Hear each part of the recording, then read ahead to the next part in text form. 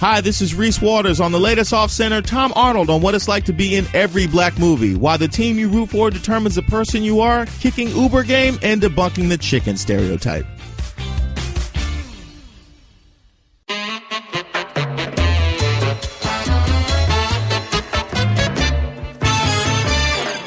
Welcome to another edition of Highly Questionable. What do you like most today, Bomani? I mean, what are you talking about? It's the Lemon Booty Bowl, Game 7 of the Cubs and the what song, man? Yeah, that's crazy. Dale, papi.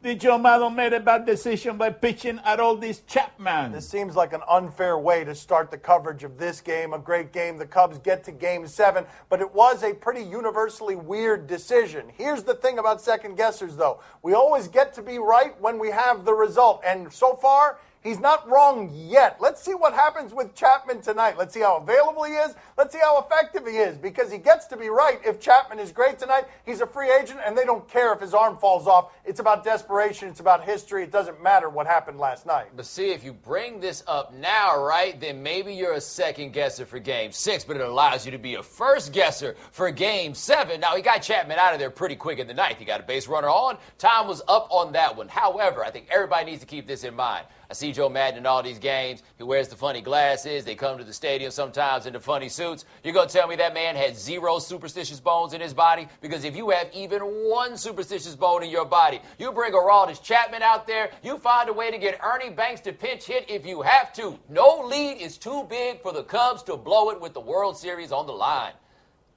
Well, that's no problem. If Chapman cannot go, I know of another reliever who can go for him. Who? Oh, you know Wilbon's going to be throwing that sinker ball stuff with his shirt tucked into his jeans. Wilbon's going to turn the opportunity down because he does not like the cut on those baseball pants. Who's going to choke tonight, the Cubs or the Indians? I mean, this is what it's going to be, right? Whoever loses, we're going to decide that they've choked, or they have been choked by some curse that we've made up about these teams, despite of the fact they haven't won, really, because they've been decidedly mediocre for much of the last century, the both of them, right? But who's going to choke tonight? If anybody's going to choke, you'd think it would be the home team, because I can't imagine how tight it's going to be in that stadium. That's going to be tens and thousands of the most frightened people you have ever seen, because nobody in this thinks that their team is actually going to win in a situation like this. Are we allowed, though, to just celebrate some of this? I mean, this might be the biggest baseball game ever played. There's not a fictional scenario that you could create with any two teams anywhere in sports that's more interesting than Game 7 between the Cubs and the Indians and all of this history behind them. Are we allowed to celebrate a winner here instead of just wondering who it is that choked? Because one city is going to be really happy after a long time of misery, and tonight's going to be a pretty cool night for baseball that I couldn't have imagined when this season started. Football, get out of the way. Warriors, you don't matter. Tonight is the perfect game for baseball. Perfect. Well, I tell you one thing, Cleveland, they have been talking a lot of about coming back from a 1-3 deficit. You know, I wonder how they're going to feel when they blow a 3-1 lead. That would be kind of funny, right? They've made a lot of fun of the Warriors. This would be karma coming back as fast as it could be possible. Well, let's be clear. Nothing is more fun than Cleveland losing this. Whoa, Nerf Turner resigned? Norv Turner is his name. It's not Nerve, but this was surprising today. Usually coaches do not leave in the middle of a season. We obsess a little bit too much over offensive coordinators, but you've seen what's happened with that offensive line. You've seen that quarterback not look very good the last 2 games because of that offensive line. That offensive line would make anybody in the sport quit if they did not need the money. Yeah, but who are they going to make the player coach that could play running back or left tackle? Like, what is the new coordinator going to do? Now, apparently this is Turner's own decision, and the numbers haven't been great on his offenses recently, but that's normally what happens when you don't have the players. Maybe this winds up helping the Vikings, but there's no way to see this as being the moment that turns the season around. One of the things that I do find interesting here, though, you've lost Adrian Peterson, you've lost Teddy Bridgewater. I always find fascinating when the coaches demand accountability of others that they themselves do not account for. This guy just quit in the middle of a season. If a player did that, a coach might call him a quitter. Well, we sure that he resigned. Maybe they just changed the lock in the facility, you know, that he can't get in anymore. He's banging on the door. Come on, let me in. Do you think Russell Westbrook agrees with KD that they're still brothers? All right, so Kevin Durant, he's in Golden State. He's on a new team. He's still stuck talking about the old one. He did an interview with Anthony Slater of the San Jose Mercury News, where he talked about how the Rolling Stone article just took a part of what he said and turned it into something else, that part about them being work friends. And then he goes on and on about how they're brothers and how he was wrong for telling Russ by text message and how he's got to own up to that fact. And the more I read, the more I felt like I'm not supposed to be privy to this kind of information. Maybe he feels like they're brothers. I don't know what kind of relationship he has with his brother. I don't even know if he has a brother. I just feel like this is none of my business now. It seems to me that we are a long way removed from when Mark Cuban called Russell Westbrook not a superstar, and Kevin Durant went in front of everybody and very strongly defended him by calling Mark Cuban an idiot. But here's the things about friendship sometimes. When your interests are aligned, it's really easy to be friends. When your interests aren't aligned, that's where friendship gets tested, and I think that's where this one broke. Especially when one's interests directly affect the others. You know, I read this interview about Kevin Durant. He seems like a nice guy, a nice guy with no rings. That's right. He did mention that Russell Westbrook is married and he's not, so it does kind of tie into the theme of no rings. Do you believe Kobe when he said he doesn't miss playing basketball, not even a smidget? I do believe, a smidge is the word we were looking for there. I do believe Kobe Bryant when he says that because it's still early. I've found whenever I've talked to any athletes, not that I've met many as competitive as Kobe, that the first 6 months after retirement, they're relieving all of that silence. You don't need to get up and be somewhere. The body doesn't hurt as much. 6 months of freedom is nice. He's going to miss it when the playoffs start, though. He's going to miss it when it starts mattering. What do you mean he's going to miss it when the playoffs start? When's the last time he was in one of those? He's had years to get used to not playing basketball in the playoffs. Like, I can kind of believe that he feels this way. One, because he does seem to have other things to do, business interests, and those tend to work out very well for players because they tap into that whole competitive spirit. But we cannot forget, Kobe didn't walk out of this thing on top. He hobbled, got it back together, and then had a bad season at the end. I don't think even Kobe Bryant wants to play so badly that he wants to go back to being the player he was the last time we saw him. One of the things that gets underestimated all the time at the end of a career is how much pain that body is in. David Ortiz is retiring at the top of hitting. His OPS is over 1,000 because of how much his body hurts, and that body hasn't taken the beating that Kobe's has. Well, he might not miss basketball, but I bet he's missing all of those shots that he was taking. Yes. That's right. Now, doesn't miss the practices, doesn't miss the teammates, doesn't miss Smudge Parker, doesn't miss Smokey P. The shots, though. The shots he misses. The funny part is nobody there misses him either. Like, this is the perfect split. Right. Those Texas A&M deserve to be ahead of Washington in the BCS rankings. Hey, it's that time of year where we put this show on television to get y'all watching to find out about playoff rankings that don't really matter, because the one at the end is the only one that actually matters. Anyway, top four, almost as people expected. Alabama, Michigan, Clemson, but whoa, Texas A&M snuck in at number 4. People expected undefeated Washington. Texas A&M lost at Bryant-Denny Stadium by 19 points. If Washington went to Bryant-Denny Stadium and played there, do you think they would do better than losing by 19 points? Because I don't think they would, so I get Texas A&M being there. I guess I have to be grateful to this question because it's something that allows us to put content in the show in the middle of the season. But you don't remember any of the things that we said last year at this time about a poll that didn't matter at a time that didn't matter. But I'm not grateful for this because I find it hugely annoying because I don't have an answer to this question now, and I won't have it at the end of the season when I won't know when the teams that aren't in this game that should be in the game because they're 5th instead of 4th aren't playing in the game. Be sure to watch the playoff show Tuesday next week. I think it comes on at 7:30. It's a very nice program. You know, this is college football, and I don't have a vote. This is I need a vote, buddy. Right. That's right. Who would you have voted for? Who would have been Poppy's top 4? Poppy's top 4 will be... No Alabama. You know he No, Alabama is out of the picture. He doesn't like Alabama. That's right. I'll go with Clemson. I'll go with... okay, very good. We're running out of... Clemson, that's all I care. Okay, that's it. That's it. That's it. I just picked the winner. All right, there you go. Coming up next on Highly Questionable. So I turned around. Is Iron Mike Tyson with the kufi on. He just came out of jail like 2 weeks ago. College football lives here. After a 1-3 start, USC has won 4 straight and have their sights set on defending their Pac-12 South title. Slash back at the 5, touchdown, Trojans. Up next, Oregon comes to the Coliseum, averaging over 40 points per game. Sudden change, big play for the Ducks, they take over. Coverage begins Saturday at 6:30 Eastern on ESPN Radio. Presented by Dr. Pepper. Time for another one of my seductive interview medleys. They're not terribly seductive, but they're just some interviews that we've done over the weeks and months. Here are some of the best bits from those interviews. What was the most scared that you were? What period or what moment did you find yourself most fearful? Well, I'll tell you what. The scariest moment in my life was when I was actually successful, right? And I wasn't trained properly how to perform. And, I used to yell a lot when I was on stage, and I tore my vocal cords in half. You know what I'm saying? So I wasn't able to talk at the height of my success for around 7 months. And nobody knew if I was going to be able to talk again, so I had to go sneak and get surgery. And I didn't have insurance, so I had to pay for it with a brown paper bag full of 20s, if you feel me.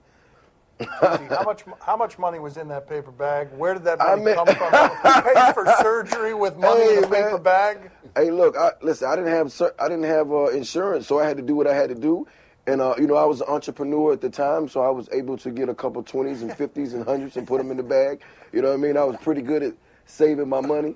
You feel me? So, and that was a true story. I remember going to the counter and they asked for my insurance card and me sliding a paper bag across the counter like, hey, look.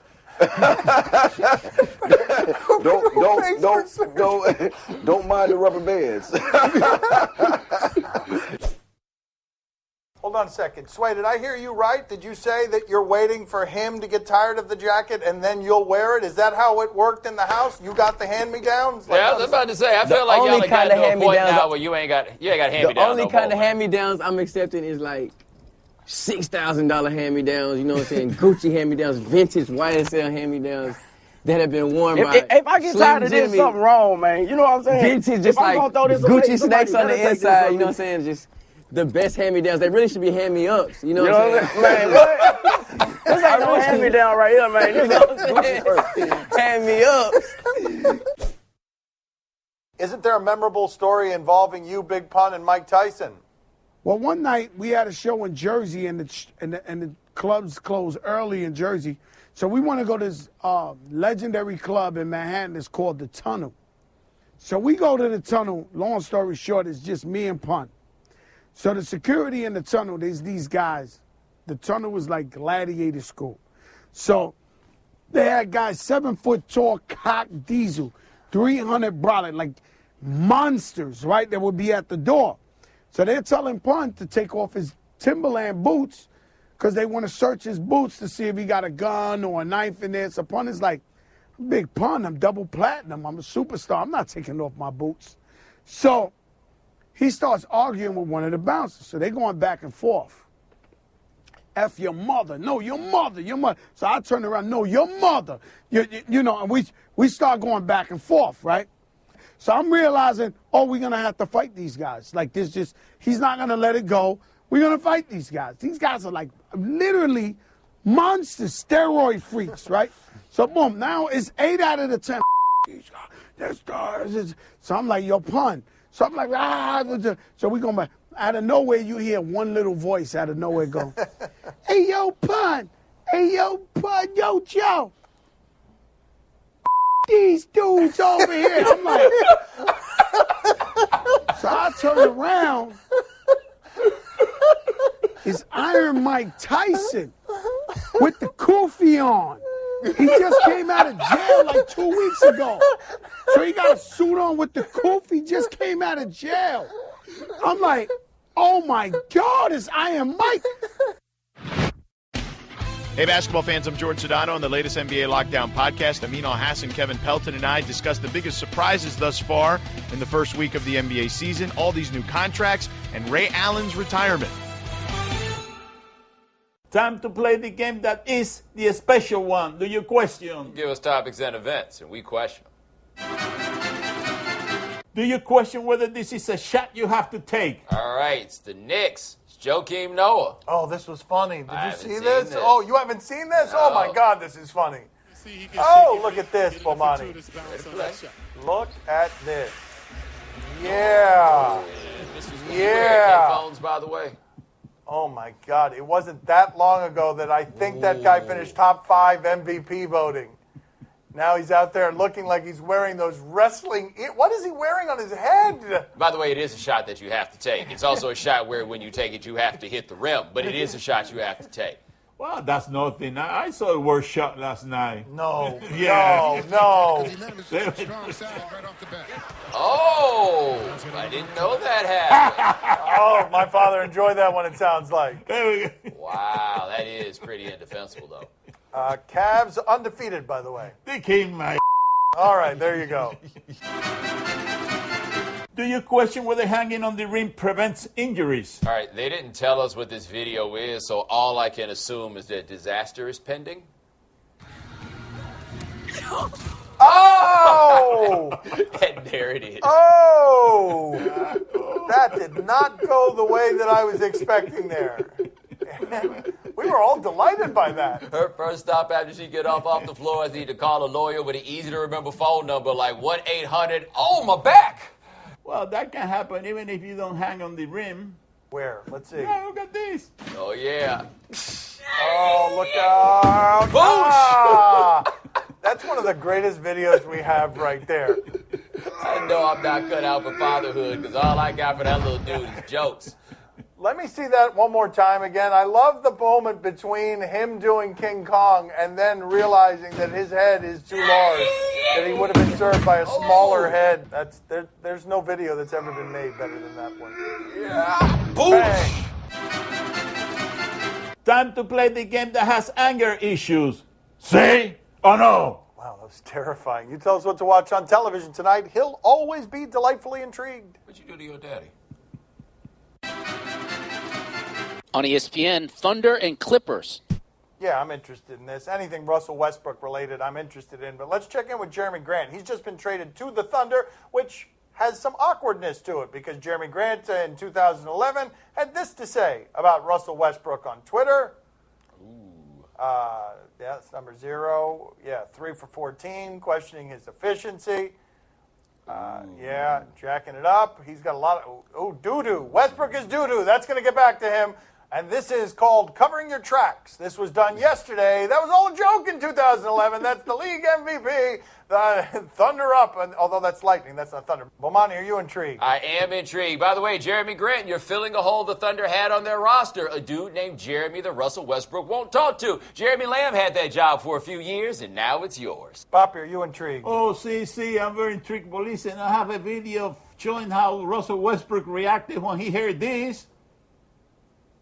Whose mad is this? Whose mad is this? That's what Russell Westbrook has for you, Jeremy Grant. Yo, whose mad is this? How bad a feeling is this? All that Russell Westbrook knows in the world about Jeremy Grant is that he said these things about him 4 years ago, 5 years ago. On E, catching Kelsey. Doesn't it feel like the cheese factor is increasing on this the more times we check in with it? Let's see what we've got here. Reality show, Travis Kelce, tight end for the Chiefs, dating. I'm just hoping that going on this date, I would be pulling myself out of the friend zone. I feel like our time is just ticking at this point. I feel like the clock is almost running out. Give me your rap name. What were you going to say? I'm looking at the suit. All right. If you were wondering, I'm a watermelon. Oh, that's a watermelon. Oh, I thought it was cream spinach. I felt like as soon as I told her she looked like cream spinach, I told her the worst thing that I could have possibly told her. Either way, I love cream spinach, not a big fan of watermelon. So that's why I chose spinach is good for you. I told her that I don't even like watermelon. That's why I didn't want to say watermelon. But in reality, I love watermelon. Bomani, are you intrigued? Like, what does it say here? That the most impressive thing I've seen from all these clips we've watched is that Travis Kelce actually does like watermelon like all good human beings. Like, that's all I've gotten to say about him that's positive. Papi, are you intrigued? Oh, see, I'm very intrigued. But listen, Kelsey, I'm telling you something, buddy. If you want to be one of the girls' favorites, you got to roll with the punches. If she's dressed as a watermelon, you got to say, I love watermelon. Never mind cream spinach. I love watermelon. That's my favorite fruit. I like your dress so much that I'm ready to go out with you. That's the way you do it. I think he's going to stick with the technique he's been using for a while, being rich. Date 50 women on television. On TLC, toddlers and tiaras. Papi, you're doing this show in your second language. Do you know what a tiara is? Do you know what a tiara is? Tiara, I think that it's like a piñata, no? Yeah, close enough. Yes, Let's see. Let's check in here with toddlers and tiaras. Team that Callan's going to be doing, we have to add a zebra into the equation, and this is a first. I've never put a zebra on stage at a pageant. I know her mom and Honey have done so much to get it there and make sure everything's perfect, so hopefully she will be on fire. That zebra's tight. The baby zebra, you have to be really careful. It'll actually bite you with its strong teeth.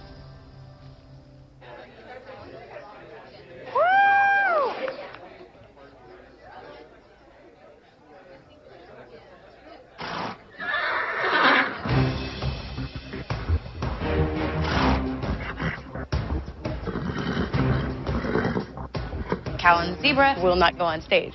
Are you kidding me?